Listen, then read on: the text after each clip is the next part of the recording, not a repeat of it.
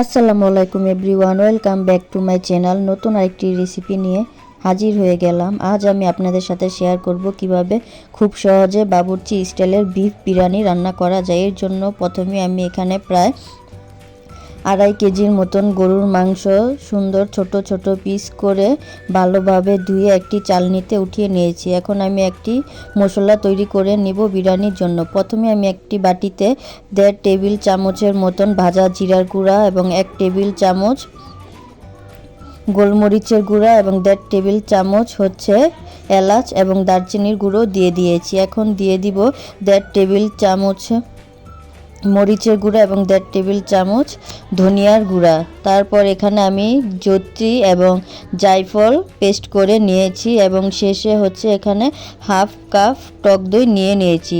এখন আমি চুলায় একটি হাঁড়ি বসিয়ে দিব এবং পরিমাণ মতন তেল দিয়ে দিয়েছি। তেলটা গরম হয়ে যাওয়ার পর এখানে পরিমাণ মতন পেঁয়াজ দিয়ে দিয়েছি। আপনারা এখানে একেবারেই তেলটা নেবেন, কারণ আমি আজ একটা হাঁড়িতেই পুরো বিরিয়ানি রান্নাটা শেষ করব। পেঁয়াজটা এখন আমার অনেকটাই ভাজা হয়ে গেছে। এই পর্যায়ে আমি এখানে কিছু আস্ত মশলা দিয়ে দিব। কয়েক টুকরা দারচিনি, তেজপাতা এবং এলাচ দিয়ে একটু নেড়ে ভেজে নিব। পেঁয়াজটা ভাজা হয়ে যাওয়ার পর আমার আগে থেকে ধুয়ে রাখা মাংসগুলি দিয়ে দিব। মাংসটা দিয়ে দেওয়ার পর এখন পেঁয়াজের সাথে নেড়ে মাংসটা ভালোভাবে একটু ভেজে নিব। মাংসটা ভাজা হয়ে যাওয়ার পর দেখেন অনেকটাই কালার চেঞ্জ হয়ে গেছে। এই পর্যায়ে আমি এখানে কিছু বাটা মশলা দিয়ে দিব। প্রথমে আমি এখানে পরিমাণ মতন আদা রসুন পেস্ট দিয়ে দিয়েছি, তারপর জিরার পেস্ট দিয়ে দিয়েছি। এখন আগে থেকে রাখা জায়ফল জয়িত্রীও এখানে দিয়েছি এবং পরিমাণ মতন লবণ দিয়ে দিব। লবণটা আপনারা আপনাদের স্বাদ মতন দিয়ে দিবেন।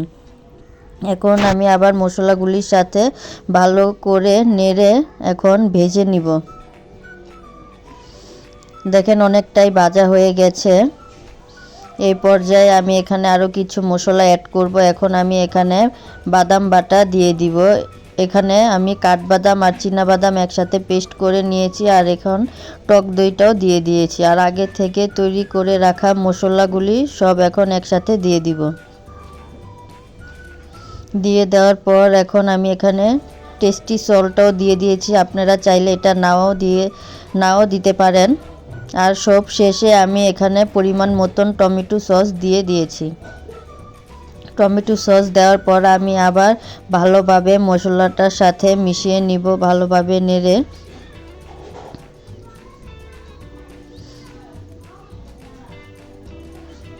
দেখেন এই পর্যায়ে আমার মশলাটা অনেকটাই কষে গেছে। এখন আমি কিছু আস্ত কাঁচামরিচ দিয়ে দিব। কাঁচামরিচটা দিয়ে দেওয়ার পর এখন একটু আমি নেড়ে ঢেকে কিছুক্ষণ অপেক্ষা করব। দেখেন ঢাকনা উঠেছে, আমার মাংস থেকে পানি উঠেছে। এই পর্যায়ে আপনারা কিছুক্ষণ পর পর নেড়ে দিবেন, না হলে দেখা গেছে নিচে লেগে যেতে পারে। আর চুলার আঁচটাও কমিয়ে দিবেন। আমি আবার ঢেকে দিচ্ছি। দেখেন অনেকটাই আমার মাংস হয়ে গেছে এবং তেল উঠে গেছে। আপনারা যখন মাংস থেকে তেল উপরে ভেসে উঠবে, এই পর্যায়ে বুঝবেন যে আপনাদের মাংসটা অনেকটাই হয়ে গেছে। আমি আবার একটু ঢেকে পানিটা শুকিয়ে নিয়েছিলাম। দেখেন এই পর্যায়ে আমার মাংসটা হয়ে গেছে এবং আমি আগে থেকে ধুয়ে রেখেছিলাম পোলার চাল। আমি এখানে 1.5 কেজি পোলাও চাল নিয়েছি। চালটা আমি ভালোভাবে মাংসর সাথে নেড়ে একটু ভেজে নিব। ভেজে নেওয়ার পর এখানে আমি 1 কেজি চালের জন্য 1.5 কেজি পরিমাণ পানি নিয়েছিলাম। পানিটা আপনারা পরিমাণ মতন দিবেন, আর সব সময় এখানে গরম পানি দেওয়ার চেষ্টা করবেন। গরম পানিটা দিলে পোলাওটা সুন্দর হয়। এখন আমি গ্রানের জন্য এখানে কয়েক ফুটা কেওড়া জল দিয়ে দিব এবং কয়েক চামচ গুঁড়ো দুধ দিয়ে দিব। গুঁড়ো দুধটা দিয়ে দেওয়ার পর এখন আমি ভালোভাবে নেড়ে একটু মিশিয়ে নেব। এখন আমি ঢেকে বলক আসা পর্যন্ত অপেক্ষা করব। দেখেন বলক এসে আমার পানিটা শুকিয়ে গেছে। এই পর্যায়ে আমি নেড়ে দিব। নেড়ে ভালোভাবে মিশিয়ে নেওয়ার পর আমি এখন ঢেকে এটাকে দমে বসিয়ে রাখবো এবং কিছুক্ষণ অপেক্ষা করব। দেখেন এই পর্যায়ে আমার বিরিয়ানিটা পুরোপুরি হয়ে গেছে, কত সুন্দর কালার এসেছে এবং ঝরঝরা হয়েছে। আপনারা কিন্তু একবার হলো এভাবে বাসায় রান্না করে দেখবেন। এখন আমি ভালোভাবে নেড়ে এটাকে পরিবেশন করে নিব।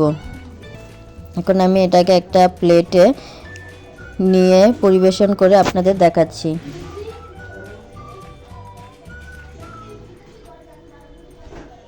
দেখেন কত সুন্দর ঝরঝরা হয়েছে